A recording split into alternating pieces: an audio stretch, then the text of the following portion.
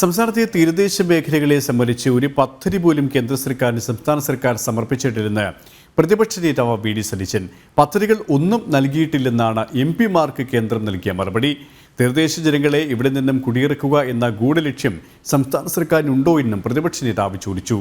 വൈപ്പിൻ ഇടവനക്കാട് കടൽക്ഷോഭമുണ്ടായ പ്രദേശങ്ങളിൽ സന്ദർശനം നടത്തുകയായിരുന്നു അദ്ദേഹം. തീരദേശ പാക്കേജിൽ ₹1 പോലും സംസ്ഥാന സർക്കാർ ചിലവാക്കുന്നില്ല.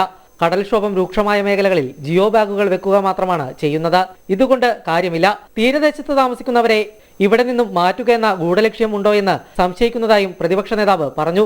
തീരദേശത്തെ സംബന്ധിച്ച് സംസ്ഥാന സർക്കാർ എന്ത് പദ്ധതിയാണ് കേന്ദ്ര സർക്കാരിന് സമർപ്പിച്ചതെന്ന് വ്യക്തമാക്കണം. ഒരു പദ്ധതി പോലും സംസ്ഥാനം നൽകിയിട്ടില്ലെന്നാണ് എംപിമാർക്ക് ലഭിച്ച മറുപടി. പദ്ധതികൾ നൽകിയിട്ടുണ്ടെങ്കിൽ എംപിമാരെ ഉപയോഗിച്ച് കേന്ദ്രത്തിൽ ഇടപെടൽ നടത്തുമെന്നും പ്രതിപക്ഷ നേതാവ് വ്യക്തമാക്കി.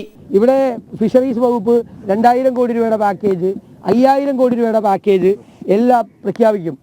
₹1 പോലും അതിൻ്റെ പേരിലൊന്നും ചിലവാക്കിയിട്ടില്ല. നിയമസഭയിൽ പല പ്രാവശ്യം പറഞ്ഞാണ് തീരദേശ പാക്കേജ് എന്ന് പറഞ്ഞിട്ട് ₹1 പോലും അതിനുവേണ്ടി ചിലവാക്കുന്നില്ല. കേന്ദ്ര ഗവൺമെന്റിലേക്ക് പോലും പ്രോജക്റ്റുകൾ കൊടുത്തിട്ടില്ല. തീരദേശത്തെ സംബന്ധിച്ച് കഴിഞ്ഞ 8 വർഷമായി ഒരു പദ്ധതിയും സമർപ്പിച്ചിട്ടില്ലെന്നാണ് തനിക്ക് ലഭിച്ച മറുപടിയെന്ന് MP IB ഈഡനും അറിയിച്ചു. എൻ്റെ ചോദ്യത്തിന് മറുപടിയായി കിട്ടിയത് ₹1 പോലും കേന്ദ്ര സർക്കാർ തീരദേശത്തെ കടൽഭിത്തി പുലിമുട്ട് നിർമ്മാണത്തിന് വേണ്ടി നൽകിയിട്ടില്ല എന്നുള്ളതാണ്.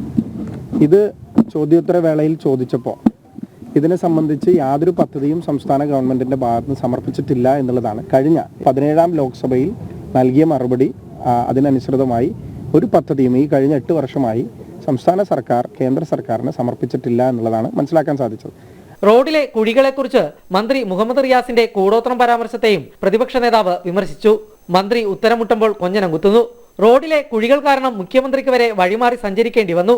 മന്ത്രി മാത്രം റോഡിലെ കുഴികൾ കാണുന്നില്ലെന്നും വി.ഡി. സതീശൻ കുറ്റപ്പെടുത്തി. ജനം, കൊച്ചി.